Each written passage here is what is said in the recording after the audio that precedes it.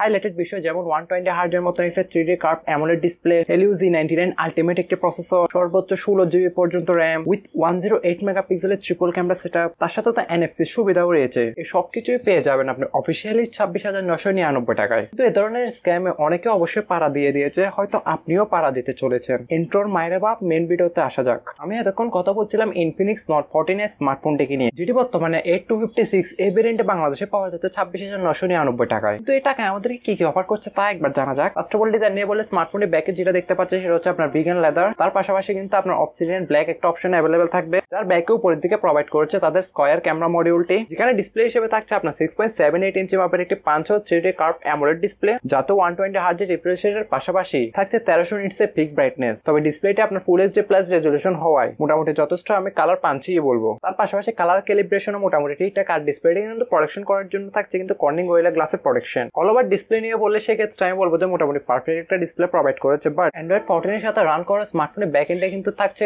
XOS 14, যেখানে অবশ্যই কিছু প্রি ইনস্টল অ্যাপ দেখতে পাবেন যেগুলো চাইলে আনইনস্টল করে দেওয়া যায়। তার পাশাপাশি 2 বছরের মেজর আপডেট এবং 3 বছরের কিন্তু সিকিউরিটি প্যাচ লেভেল আপডেটটাও এখানে দিয়ে দিয়েছে তারা। তবে হ্যাঁ, আপনার চিপসেট হিসেবে যেহেতু এখানে ব্যবহার করেছে আপনার MediaTek Helio Z99 আলটিমেট, যেটা অবশ্যই নাম আলটিমেট, কাজে কোনো আলটিমেট না, কারণ এই প্রাইস পয়েন্ট আসে এরকম একটা চিপসেট একদমই আশা করা যায় না। ইভেন এই চিপসেটের অন্তত স্কোরও কিন্তু অলমোস্ট 4.5 লাখ প্লাস, যেখানে পাবজির মতো গেম আপনি সর্বোচ্চ এইচডি গ্রাফিক্স হাই সেটিং এ রেখে প্লে করতে পারবেন। বাট গেমিং এর সময় স্মার্টফোনটি যখনই আপনার হিট হবে তখন সেক্ষেত্রে কিন্তু হালকা ফুলকা ল্যাগের দেখা দিবে। পারফরমেন্স সেকশনটা সম্পূর্ণই আমাকে নিরাশ করেছে, কারণ এই 26,000 টাকা প্রাইস পয়েন্টে এসে এরকম একটা চিপসেট একদমই আশা করা যায় না। তার পাশাপাশি এখানে কিন্তু গ্রাফিক্স কার্ড হিসেবে তারা ব্যবহার করেছে Mali G57 MC2। তো আপনার যেসব ডে টু ডে মাল্টিটাস্কিং গুলো রয়েছে সেগুলো কিন্তু মোটামুটি ভালোভাবে কভার করতে পারলো। আমি অবশ্যই আপনাকে প্রিপেয়ার করবো তো পার্সোনালি হাই এন্ড গেম গুলো না প্লে করার জন্য, করলেও কিন্তু ক্যাজুয়াল টাইপের যদি গেমিং করে থাকেন সেক্ষেত্রে ঠিক আছে, যদি স্মার্টফোনটা নেওয়ার বেশি স্বাদ জাগে। তবে লো গ্রাফিক্স এর গেম যেমন ধরুন আপনার Ludo, Subway Surfers, Candy Crush সব থাকবে পারবে। তবে লো এমবি যেসব গেম রয়েছে যেমন ধরুন Ludo, Subway Surfers, Candy Crush ইত্যাদি মোটামুটি ভালোভাবে প্লে করতে পারেন। তার সাথে ফ্রি ফায়ারও। স্মার্টফোনটি বাজারে আপনি শুধু একটি র্যাম ভেরিয়েন্টে অ্যাভেলেবল পাবেন 8GB RAM 256GB internal storage, পাশাপাশি আপনি কিন্তু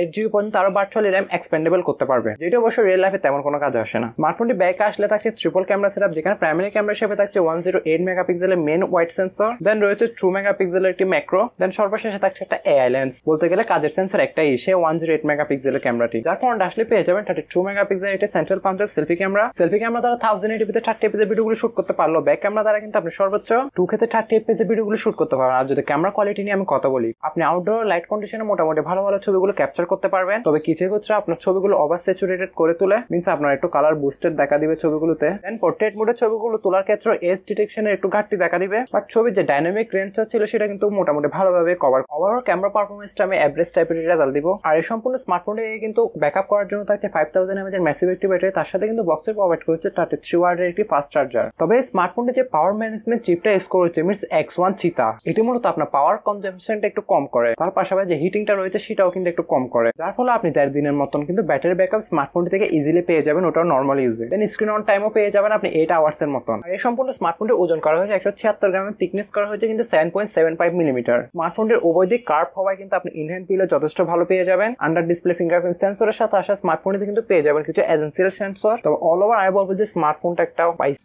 पैसा बर्बाद पहन, কারণ এই প্রাইস পয়েন্টে কিন্তু এর থেকে বেটার অপশন বাজারে অ্যাভেলেবেল রয়েছে আমাদের। যদি হ্যাঁ কথাটি শোনার পর যদি আপনার মুখ থেকে এটা বের হয় कुछ खरीद सकता हूँ, पैसों में अंधा हो गया हूँ, अंबानी मेरे लोड़े पे, তাহলে সেক্ষেত্রে আপনি নিতে পারেন। বাট আমার পার্সোনাল ওপিনিয়ন এই প্রাইস পয়েন্টে কিন্তু বাংলাদেশের থেকে বেটার স্মার্টফোন কিন্তু অ্যাভেলেবেল অলরেডি আছে। তো বন্ধুরা আজকে ভিডিও এই পর্যন্ত। ভিডিওটা সবারই ভালো লেগেছে, দেখা হচ্ছে নতুন কোন একটি ভিডিওতে। ততক্ষণ সবাই ভালো থাকবেন, সুস্থ থাকবেন, টেক কেয়ার, আল্লাহ হাফেজ, আসসালামু আলাইকুম।